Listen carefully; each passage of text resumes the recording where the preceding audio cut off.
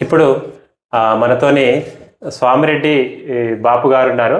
నేను నాకు పరిచయం అయిన నుంచి నేను బాపు అని పిలుస్తాను. మన ఇంటికి కొంచెం దగ్గర. అయితే వీరికి గత ఎన్ని ఎన్ని సంవత్సరాల నుంచి ఉంది మీకు షుగరు? 2010. 2010 నుంచి షుగర్ ఉంది. మీరు ఎన్ని రోజులు వాడారు షుగర్కు మందులు? అందరూ 2-3 ఏళ్ళు వాడిని. 2-3 సంవత్సరాలు. 2010లో షుగర్ వచ్చింది, డయాబెటిక్. 2-3 సంవత్సరాలు మెడిసిన్ వాడారు. తర్వాత అప్పటి నుంచి డాక్టర్ మిమ్మల్ని సంప్రదించితే మీరు కొన్ని రకాల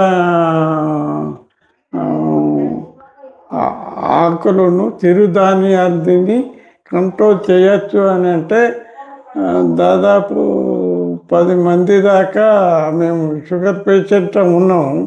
చిరుధాన్యాలు తెప్పిస్తే ఆఖరికి నేను ఒక్కనే మిగిలిన కంటిన్యూ వాడతా నేను.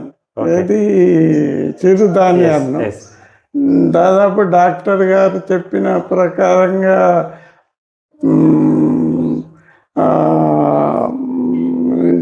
ఈ వాడుట్లా డాక్టర్ గారు చెప్పారు, మీకు గోళీలు అవసరం లేదు, మీకు షుగర్ పోయింది, నార్మల్గానే ఉంది, మీ యాజిటీజ్గా భోజనాలు కానీ ఇది కానీ కంటిన్యూ చేయమని చెప్తే అప్పటి నుంచి గోళీలు బంద్ చేసినాయి.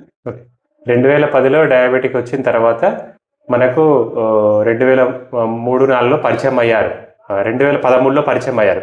పరిచయం అయిన తర్వాత వీరికి డయాబెటిక్ చెక్ చేయడము, తర్వాత సో అప్పుడు మిల్లెట్స్తో పాటు కొన్ని కషాయాలు వీరికి ఇంట్రడ్యూస్ చేయడం జరిగింది. అంటే వీరితో పాటు ఇంకా 10-15 మందికి కూడా ఒక క్లాస్ పెట్టి అందరికీ డయాబెటిక్ మీద అవగాహన కల్పించి అప్పటికి ఫుడ్ ఇంట్రడ్యూస్ చేయడం జరిగింది. అయితే వీరి యొక్క ఫ్రెండ్స్ అందరూ మంచం ఎక్కింది ఇప్పటికి. కానీ 2015 నుంచి 26 వరకు ఇప్పటి వరకు డయాబెటిక్ టాబ్లెట్ ఒక్కటి కూడా వేసుకోకుండా ఆహార నియమాలు పాటిస్తూ పొద్దున ఎక్సర్సైజ్ చేస్తూ అంటే జీవన శైలిలో మార్పులు చేసుకొని ఇప్పటి వరకు ఎప్పుడు వాడిన టాబ్లెట్ షుగర్ గోల్ ఇప్పటికీ 2013-13లో మానేశారంటే ఇప్పటి వరకు ఒక్క డయాబెటిక్ షుగర్ టాబ్లెట్ వేసుకోకుండా వారు హెల్తీగా ఉన్నారు. వీరి ఫ్రెండ్స్ ఇప్పటికీ అందరూ మంచం ఎక్కి బెడ్ పేషెంట్లు అయిపోయారు. ఎందుకు అంటే వీరు పాటిస్తున్నటువంటి జీవనశైలి నియమాలే వీరిని ఆరోగ్యంగా ఉంచుతున్నాయి. 2014లో కూడా యాక్సిడెంట్ అయింది. ఎక్కడైంది యాక్సిడెంట్ మీకు? మోహన్ రావుపేట బ్రిడ్జి మీద. ఏమి యాక్సిడెంట్ అంటే ఏమైంది? కారు యాక్సిడెంట్ అయ్యి కారును ఒక లారీ టైపు వ్యాన్ గుద్దితే మనం 2 కాళ్ళు 2 చేతులు ఇరిగి శరీరం అంతా గాయాలైన. అప్పుడు అద్దారు గుర్తి మోహన్ రావుపేట ఇక్కడ పక్కన హైవే మీద వీరి కారుకు లారీ వ్యాన్ వచ్చి యాక్సిడెంట్ చేసింది. అప్పుడు ఒక 2 కాళ్ళు ఫ్రాక్చర్ అయిపోయినాయి, శరీరం అంతా గాయాలు. సో అట్లాంటి పరిస్థితుల్లో వీల్ చైర్ మీద ఎన్ని రోజులు ఉన్నారు? వీల్ చైర్ మీద 6 నెలలు వీల్ చైర్ మీదనే ఉన్నారు. సో తర్వాత మెల్లిమెల్లిగా ఎక్సర్సైజ్ చేస్తూ చిన్న మార్పులు చేసుకుంటూ ఆహార నియమాలు పాటిస్తూ ఇప్పుడు చాలా హెల్దీగా అంటే కట్టెపట్టుకు ఎన్ని రోజులు నడిచారు మీరు స్టిక్ పట్టుకొని? 6 నెలలు నడిచారు. ఇప్పుడు కట్టెపట్టుకు నడుస్తున్నారా? ఇప్పుడు ఏం లేదు. ఇప్పుడైతే హెల్దీగా ఆరోగ్యం మంచిగా. ఎప్పుడన్నా అది తక్కువ ఒకటి కొన్నా కానీ అది మూలకే ఉంటుంది. ఎన్ని సంవత్సరాలు ఇప్పుడు మీకు? ఇప్పుడు 76 76 నడుస్తున్నాయి. ఓకే. అయితే ఓకే, డయాబెటిక్ షుగర్తో బాధపడుతున్న వాళ్ళకు మీరేం చెప్తారు? ముఖ్యంగా ఆహార నియమాలు పాటించాలి, ఎక్సర్సైజులు కంపల్సరీ చేయాలి. నేను అంటే నా లెక్క కాకుండా కానీ నేను రాత్రి 3:30కు లేచి 6 గంటల వరకు చేసుకుంటాను. అయితే మీరు ఒక్క గంట ప్రయత్నం చేసినా కానీ వ్యాయామం చేసినా కానీ వ్యాయామంలో రకరకాలు ఉన్నాయి. మెడిటేషన్ చేయచ్చు, లేకపోతే వాకింగ్ చేయచ్చు, మీకు తోచింది చేయచ్చు. చేతగానోళ్ళు ఇంటి వద్దనే యోగా చేసుకున్నా సరిపోతుంది. ఓకే. బాబు నాకు అంటే చాలా ఇన్స్పిరేషన్. ఎందుకంటే చాలామంది డయాబెటిక్ కోసం అని మన అమ్మ ఆరోగ్య కేంద్రకు రావడం జరుగుతుంది. సో మనము వాళ్ళకు డైట్ షీట్ ఇవ్వడం జరుగుతుంది. కానీ 10 మంది వస్తే ఒక 3 మాత్రమే పాటించే వాళ్ళు ఉంటారు. ఇంకొక 8 మంది అబ్బో ఈ ఆహార నియమాలు పాటించడమా, టీ మానేయడమా, రైస్ తినకుండా ఉండడమా, రోజు ఒక వంట ఎక్సర్సైజ్ వ్యాయామం చేయడం మా వాళ్ళు ఏడవుతుందని చాలామంది, అంటే 10 మందిలో 8 మంది మానేసే వాళ్ళే ఉంటారు. ఒకరో ఇద్దరో ఇలాంటి వాళ్ళు గట్టిగా అంటే ప్రయత్నం చేస్తే మందులు లేకుండా జీవించవచ్చని ఈ బాపు నిరూపించాడు.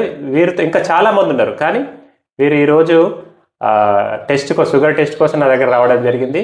అంటే ఒక 6 నెలలకు ఒకసారి, సంవత్సరంకి ఒకసారి టెస్ట్ చేసుకుంటారు.